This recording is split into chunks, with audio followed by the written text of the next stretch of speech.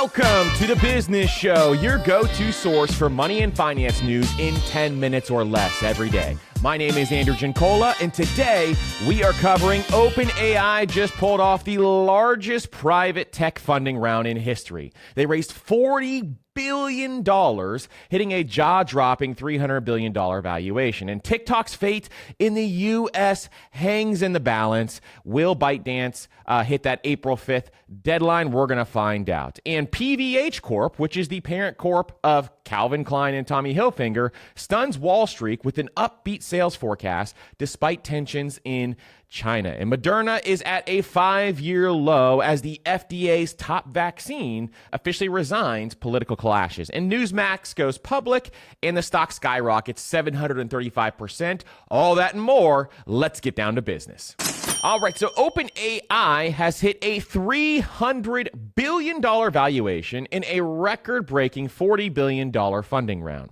So OpenAI just made history. Again, the company behind ChatGPT has officially closed a massive $40 billion funding round, the largest private tech raise on record, with a new valuation of $300 billion. Now, OpenAI is now the most valuable private companies in the world, joining an elite tier alongside ByteDance and trailing only SpaceX. Backed by a $30 billion investment from Japan's SoftBank, the deal sends a clear signal. Since OpenAI has secured this funding, this gives them more firepower so they can try to outpace competitors like Google, Meta, and Anthropic. And despite economic headwinds, investors are all in on the future of AI. Now, the goal with this capital is to fuel talent acquisition, enterprise expansion, and new product innovation. So $40 billion more in the war chest is what they have there at OpenAI. This could be the launch pad for AI's next big leap.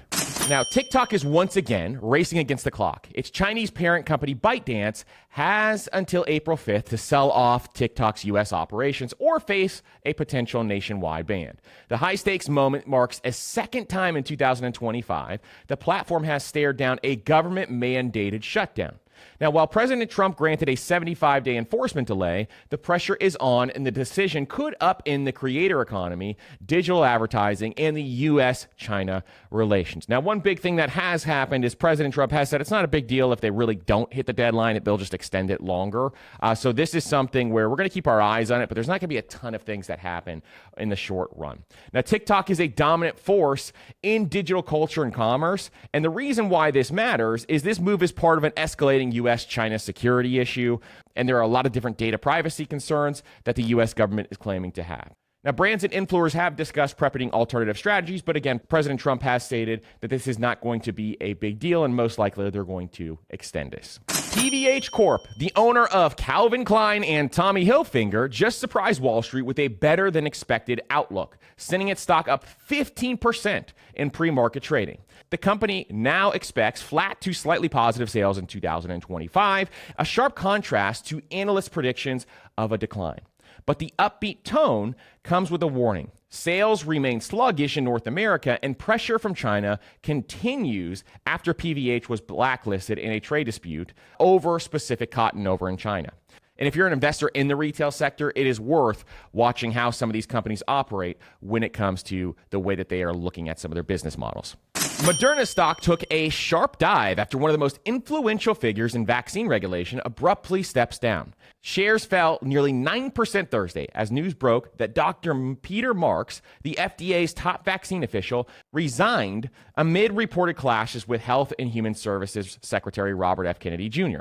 The biotech company stock is now sitting at its lowest point in 5 years, down a staggering 95% from its 2021 COVID-era peak. Now, Mark's departure could signal instability in the nation's vaccine oversight, but RFK Jr.'s growing influence may reshape federal vaccine policy in unpredictable ways. Now, will Moderna stabilize or keep falling as its confidence erodes?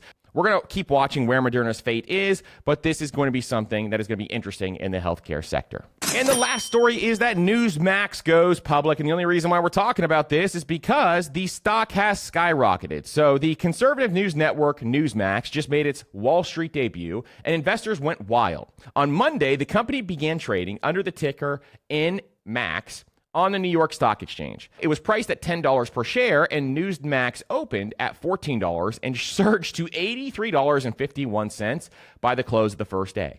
A staggering 735% gain. Whoever got in there early made some good money.